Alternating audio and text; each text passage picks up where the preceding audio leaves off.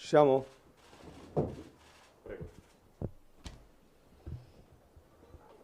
Oh, faccio una cosa 5-10 minuti, no?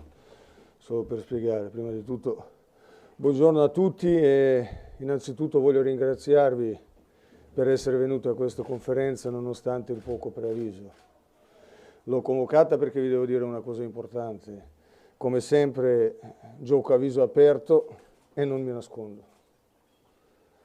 Come sapete svolgo ciclicamente delle analisi molto approfondite dopo che 2 anni e mezzo fa sono stato colpito da questa leucemia mieloide ad alto rischio. E sapete tutti qual è stato il mio percorso che mi ha portato ad un trapianto di midollo. In questi anni la mia ripresa è stata ottima, ma purtroppo queste malattie sono subdole e bastarde. Dalle ultime analisi sono emersi dei campanelli di allarme e potrebbe presentarsi il rischio di una ricomparsa della malattia. Per evitare che questo possa accadere mi è stato consigliato di intraprendere un percorso terapeutico che possa eliminare sul nascere questa ipotesi negativa. Questa volta, per usare un gergo calcistico, non entrerò in scivolata, in tackle come 2 anni e mezzo su un avversario lanciato, ma giocherò di anticipo per non farlo partire. Si vede che questa malattia è molto coraggiosa per avere ancora voglia di tornare ad affrontare uno come me. Ma vabbè, io sono qua, se non gli è bastata la prima lezione gli daremo un'altra. Perché questa è la vita, il percorso della vita, che è fatto di discese, di salite, di rettilinei, di curve. E a volte si incontrano anche delle buche improvvise. Si può cadere, ma ci si deve trovare sempre la forza per rialzarsi e per riprendere il cammino.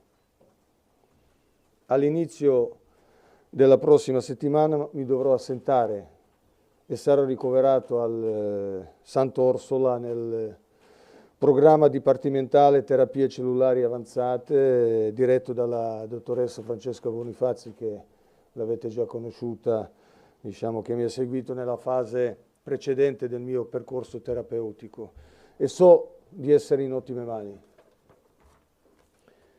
Al contrario di 2 anni e mezzo fa, quando a stento sono riuscito a trattenere le lacrime, questa volta mi vedete più sereno.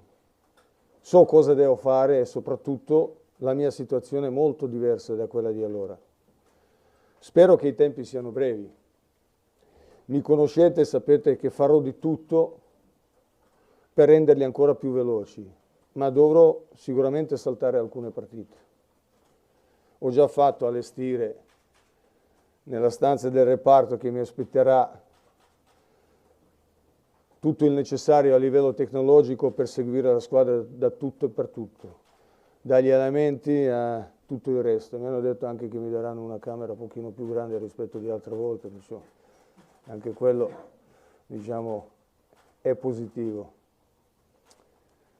Sicuramente questo inizio di 2022 non è stato fortunato, ma non dobbiamo piangerci né io né la squadra, perché nelle difficoltà che si misura il coraggio e la capacità di reazione degli uomini. Sono certo che i ragazzi non mi deluderanno. Io lotterò come sempre insieme a loro e loro so per certo che lotteranno anche per me. Sono bravi ragazzi e bravi giocatori. Chiedo anche ai meravigliosi tifosi di Bologna di sostenerli e aiutarli.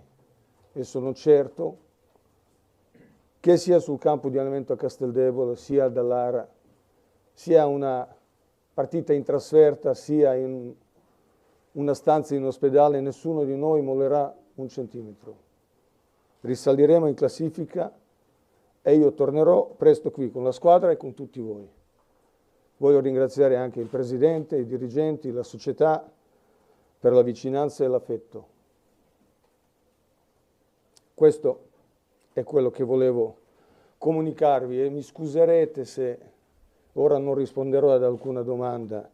Ho solo una richiesta da fare, quella di rispettare il mio diritto alla privacy nel tempo che ci sarà necessario per la terapia. Parlate pure di Mihajlović, allenatore, del suo Bologna in campo, ma lasciate l'uomo Sinisa alle sue esigenze. Vi ringrazio ancora tutti, ci vediamo presto e sempre Forza Bologna, no? Dai!